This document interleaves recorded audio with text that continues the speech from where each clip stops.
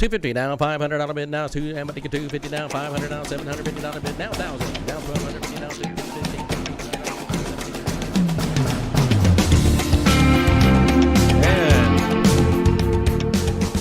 And good morning from Dallas, Texas. We are at the intersection of the North Dallas Tollway and 635. We welcome you to another episode of the Mike McGavel Jones Show. And today I am excited and really pumped up about our guest for today's show, and that's going to be Barrett Bray from Oklahoma. And Barrett Bray is the 2018 International Auctioneer Champion. He was just named that on July the 20th of July. And, it's really quite interesting to see the path that we've traveled the last 10 years or so. So welcome to the show, Barrett. Thanks, Mike. I'm really glad to be here. I'm glad you're here, too. I know you're in town visiting with our auction school, America's Auction Academy in Dallas. You came in this morning. You actually have your grandparents live very close to the school, so that worked out great. You got to see family, and you got to see your first family and the second family. Absolutely, yeah. It worked out perfect. So for folks that are not aware of the International Auctioneer Championship, which is a contest that is presented by the National Auctioneers Association, which, of course, I'm very familiar with, I'd like to go and talk a little bit about your history. Go back to when you were a kid, and not just so much right away into the auction business, but give me a little background about you and, where you grew up and your family situation and all that. Sure, absolutely, yeah. Again, Barrett Bray. I'm from Oklahoma City originally, and I'm still there today. Grew up there, just normal childhood. Growing up, my parents are there. I've got a younger sister, and we all still live really, really close to each other. So I'm a first-generation auctioneer, but I grew up going to auctions with my dad. Anytime there was one around, estate sales, that's the majority of what we did that I was around when I was growing up. But was around the auction industry forever. Never, ever dreamed that I would end up in it myself. But found my, after college, moved back to Oklahoma City. I actually got a degree in theology and biblical studies. So kind of worked in ministry for a while, but I really felt like I was needing to do something else and being out in people and out in just kind of the world doing stuff. So shortly before my wife and I got married, I got a job with an oil and gas company out of Oklahoma, traveling and just doing landman work there. And then shortly after we got married, there was a dip in the market in 2008, and I was a low guy on the totem pole, so put me in a position where I really needed to figure out what I was going to be doing. So there's an auction company there in Oklahoma run by my in-laws, and they had an inventory manager, a guy managing all of their stuff that was retiring, and I had previously done that for the federal government, for the FAA there in Oklahoma City. So we came to an agreement that I would step in for a short period of time until they could find someone who was the right fit. And that gave me a time to also find a job that was going to be the right fit, thinking I was still going back into oil and gas. And after a little while, we realized, oh, wow, the auction industry is a good fit for me. So that was in 2008, and I've been a full-time auctioneer ever since.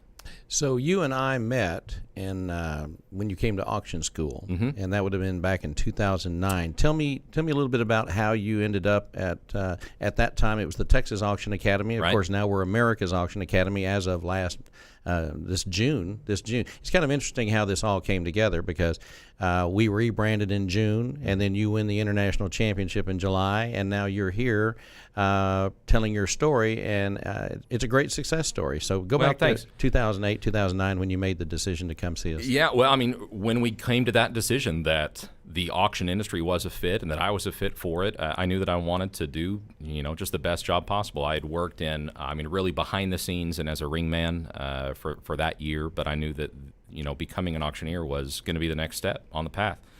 So started researching around and looking at the different auction schools that are available, and it became really, really clear to me that the Texas Auction Academy was where I wanted to go. So my grandparents, who I stayed with last night, lived in the same place back 9 years ago. This week is when I came down for auction school. And, it worked out well. I was able to stay with them and be in class. And obviously, I'd been working in the industry for a year almost before I came into auction school. So it was easy to pick up, but I really wanted to focus on my chant and make sure that I could soak everything up that I could. And it was, hands down, the best decision that I'd made in my career to go through and to come down here to come down to Dallas and to go through it that way. And I know that you joined us again last year. You were doing some prep, I think, for a license, and so you came back. About a year ago? Yeah, it was about a year ago or so. I think we sat down, and I had stepped away from the company I was previously with. Just felt a desire to kind of have my own deal and test myself. So we launched our own company, my wife and I, in January of this year, and Oklahoma's not a licensed state, so I had never pursued the license, but I knew it's something that I wanted to do if I was going to be reaching out and moving around at all. So came through and sat through the licensing portion of the class again and got to reconnect with you, and I think we've talked 2 or 3 times whenever I've had questions over the last 10 years, whenever I felt like I could reach out to you. So that was great to be able to come back and sit through again. Sure. Well, of course, now you're always welcome. Well, thanks. Even more, like every class, because I know that later today you're going to be working with all of our students. Each student that's enrolled, you'll be working with them one-on-one this afternoon before you head back to Oklahoma City. Yeah, and I'm so excited to sit down with them and do that. Obviously, the chant is so much of a core of what has built my career, and it all started 9 years ago. So to be able to potentially give any bit of a springboard to any of these new students to strengthen the industry moving forward is a pretty great honor. So when did you actually join the National Auctioneer Association? I actually joined the NAA in 2009 at auction school. When we twisted your arm? Yeah, oh, absolutely. Yeah, we're pretty good at twisting arms. Well, we have a philosophy, and this goes back to when I was in auction school 40 years ago. Actually, it was 40 years ago this year. Yeah. I had an instructor, and I think I've mentioned this before in different venues. I had one of my favorite instructors at the time was a guy named Gary Ryther, and Gary says, when you go home, you make sure that you join the national and you join your state association, and that was the number one thing that he told me to do.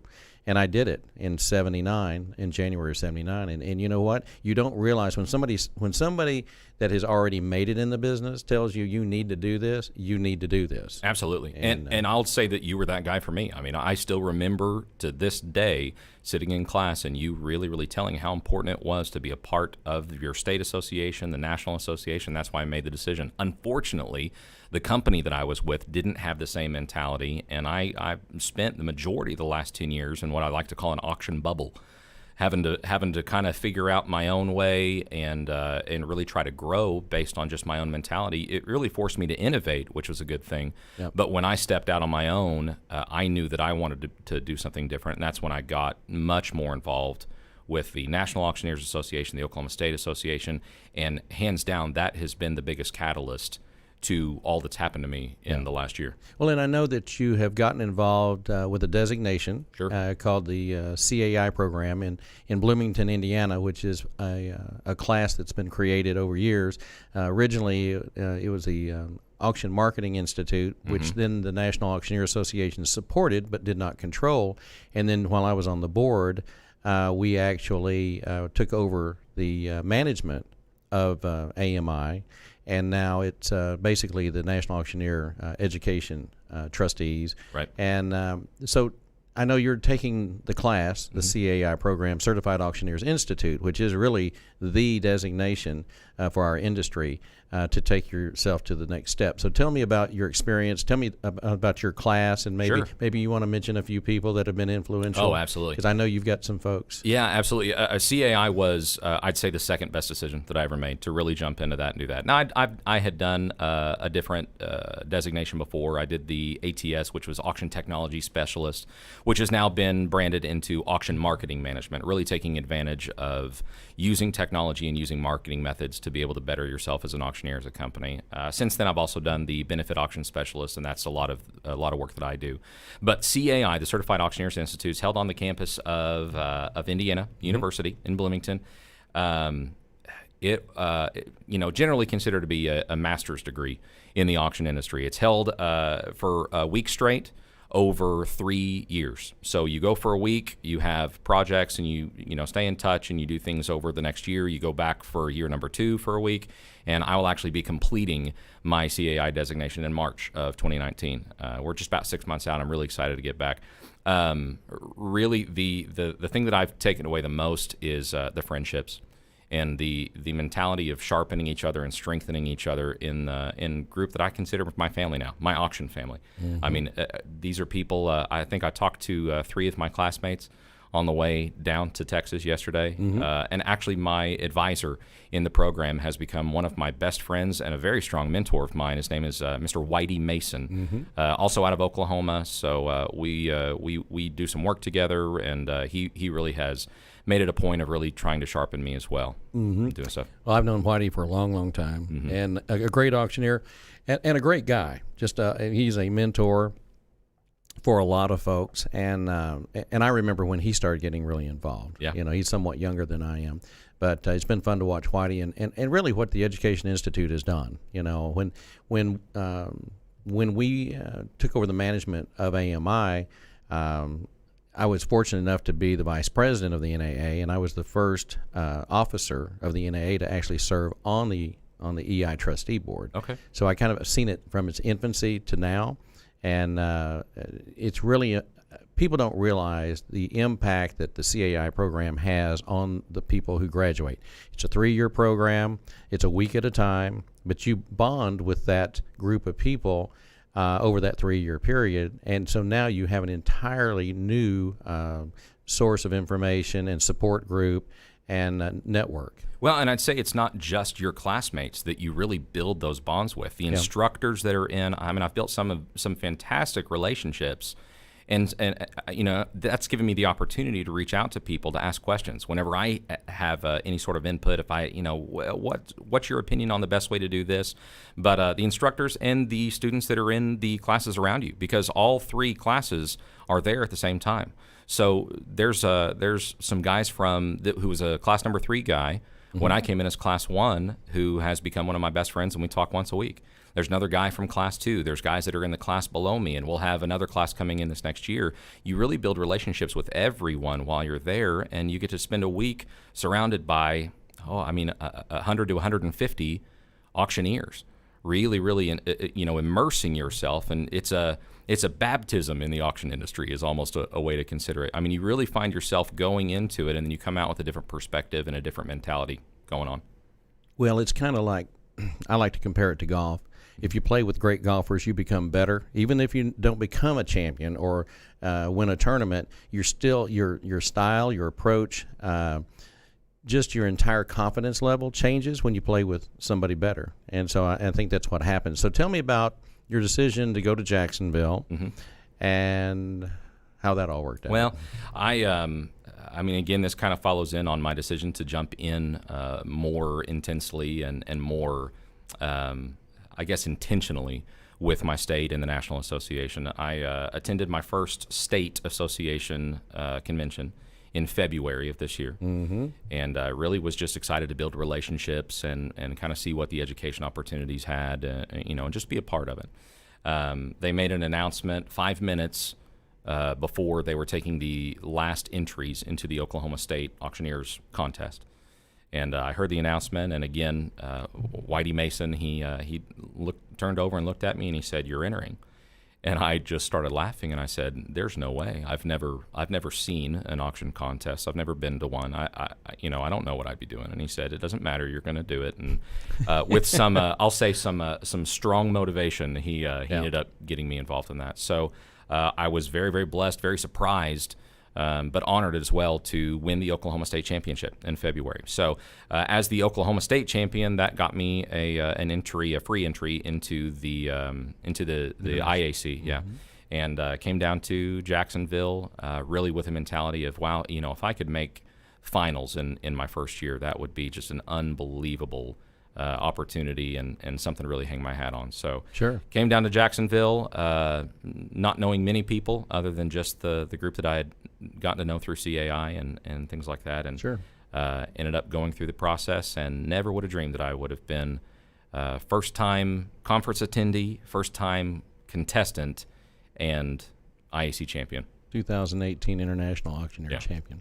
That's not bad. I'll take it. Yeah,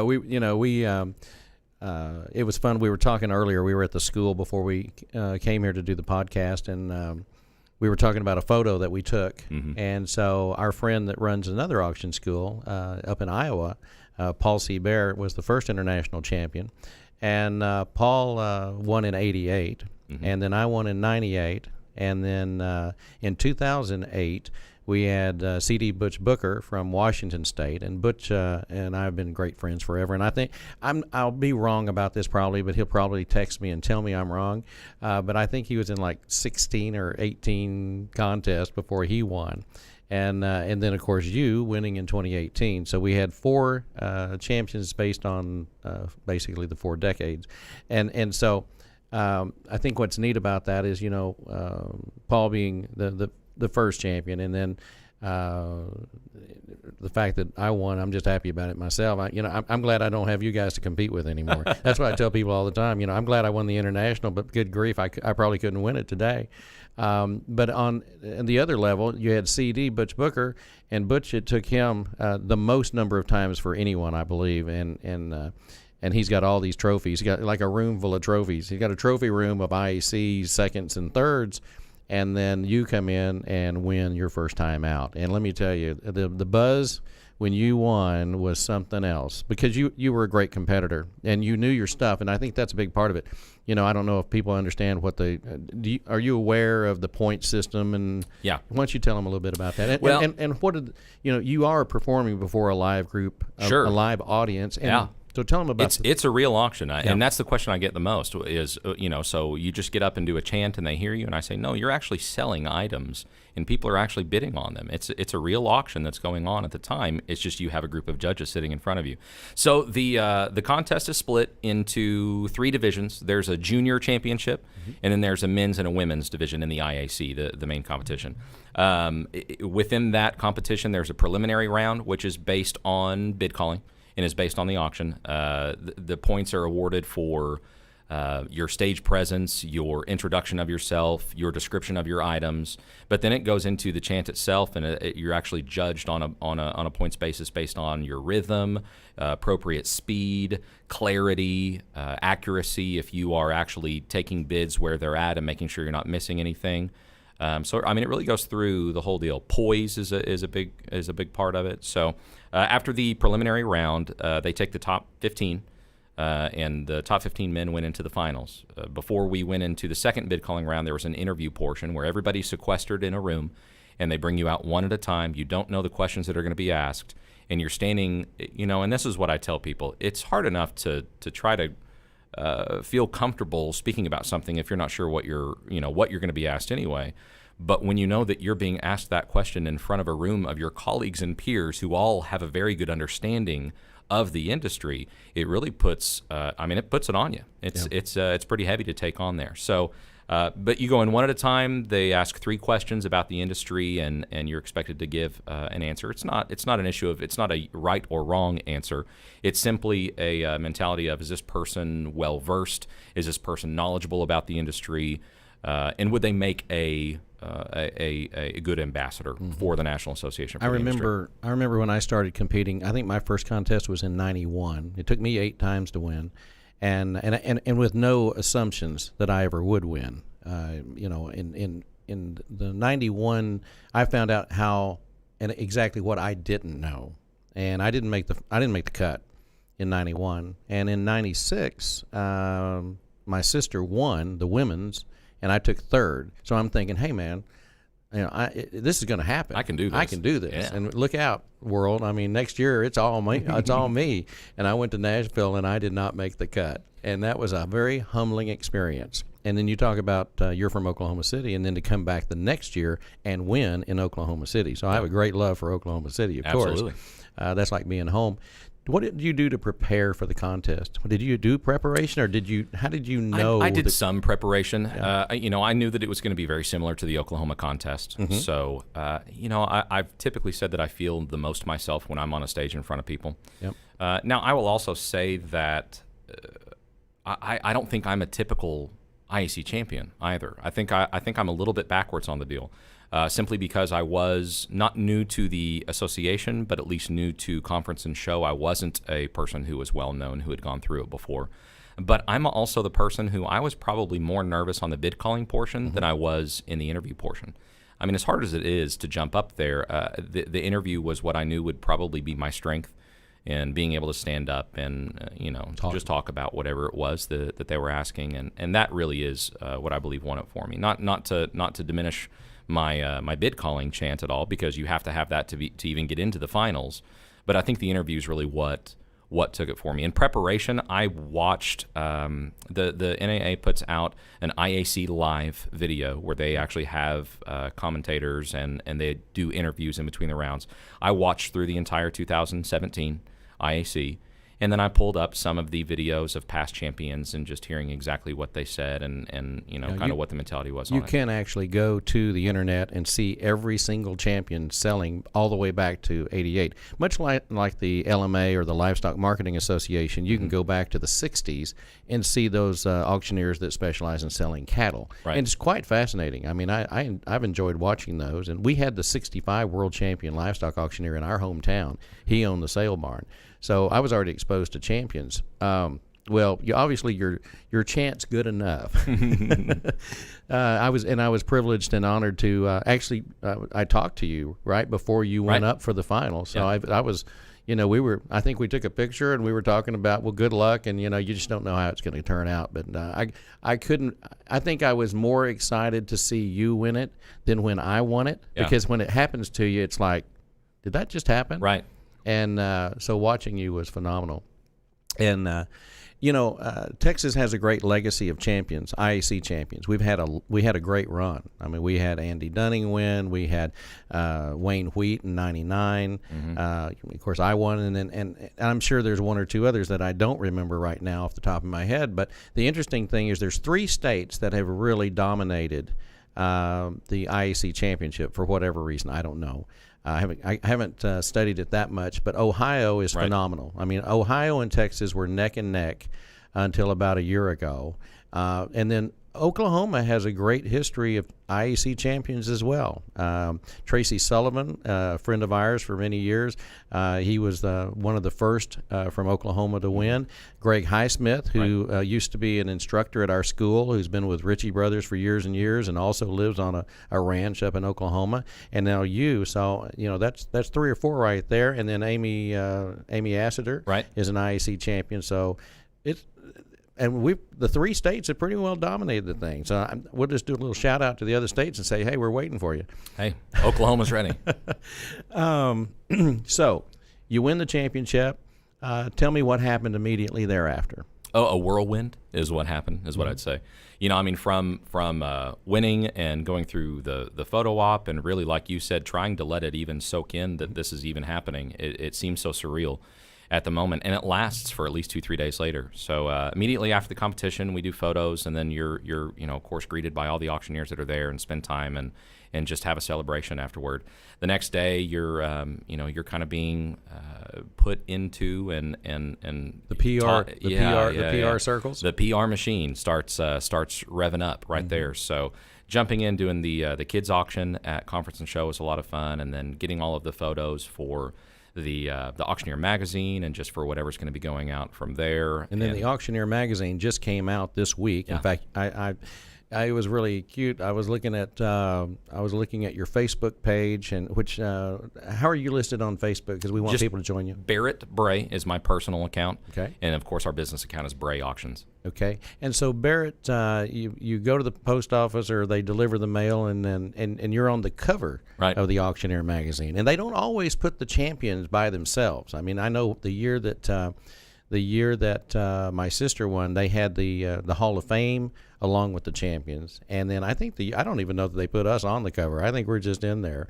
So there's no real protocol to it. But I saw the picture that you posted, because you took a picture of the magazine, and it was on your Facebook page, and we actually stopped. I was hoping to have a copy of the magazine today. However, you gave it to your grandmother, and let me tell you something. When I left Oklahoma City on my way back to Dallas, my first stop was on I-35 in Gainesville, Texas, to my grandmother's house.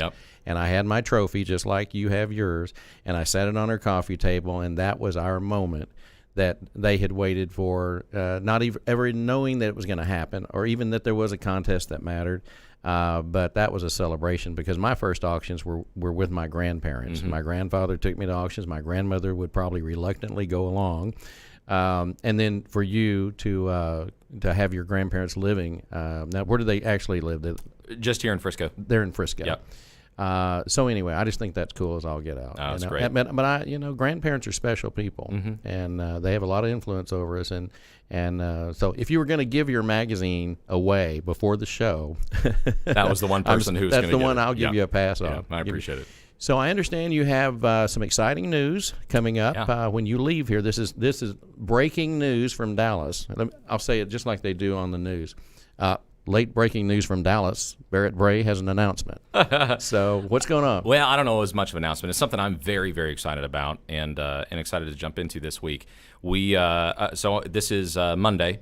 I am going to be driving back to Oklahoma City tonight. I've got meetings, and I'm going to be packing tomorrow, and then I fly out first thing on Wednesday morning. I am very, very proud to say, very honored. It's an unbelievable opportunity, and I'm excited to step in as the newest crew member of Barrett Jackson Classic Car Auctions. I'm flying out to Vegas, and I will be working as an announcer for Barrett Jackson up on the stage and doing that. And I'll tell you, Mike, that's been something before I ever even got into the auction industry. I always loved Barrett Jackson simply because I'm Barrett Bray, and it was about the only other time I ever heard the name Barrett anywhere. Yeah. So I've been aware of Barrett Jackson. My dad and his best friend were car guys forever, and his best friend was like a second dad. He'd gone out to several times, and I'd always wanted to make that a point of going out to Barrett Jackson, checking it out. And then, of course, when I got into the auction industry, the thought of, man, if I could ever make my way to the biggest stage in the world. Yep. There, it'd be pretty amazing. Yep. So I had the opportunity to speak with them while I was in Jacksonville. Actually, before I even won the competition, yep. And they saw something in me as far as the voice that they were looking for, and also the industry knowledge I think that goes into it as well. Someone that actually personalizes both of those things, and I'm very, very excited to go and have my first Barrett Jackson sale in Vegas this week. I've been to Barrett Jackson, and of course I know everybody that works Barrett Jackson previously and now, and I can't think of anybody more deserving. And it's a testament to who you are and what you want to be when you grow up. And even though you're very young, but wise in other ways. And I've seen how you treat people. I see how you were with our students this morning. They all wanted a picture with you and the trophy, and I love that. I love that humble nature, and I think you'll be an outstanding addition to the Barrett Jackson team. It is one of the greatest stage, and probably one of the greatest advertising tools that the auction industry has ever had, because it runs all the time. Mm-hmm. There's only 3 or 4 major classic car sales of notoriety that have their own TV shows, and so you will be in the spotlight. And you're young in the industry, even though you went to school 10 years ago or 9 years ago. The world's your oyster, as they say. You don't hear that a lot anymore.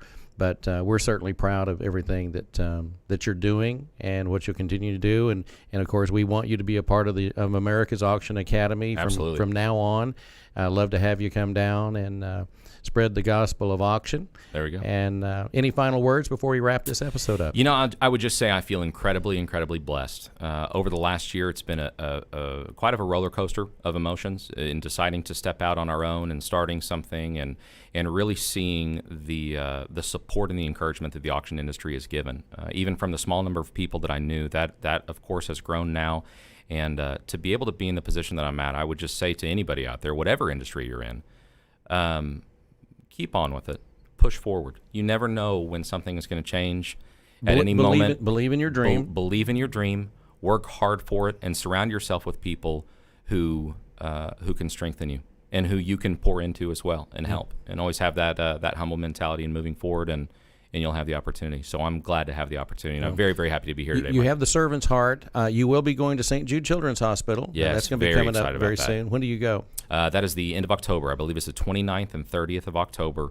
We're going to go to St. Jude's, the main campus there in Memphis, Tennessee, and we will be doing a toy auction for the children of St. Jude's. Okay, and you have just a quick shout out. I know we're out of time because I've already gotten the signal. Yeah. It went by quick, didn't it? You have a compadre that on the women's side. So Yes. you want to do a shout out to your To my co-champion? Yeah. Absolutely. Emily Crowell, how are you today?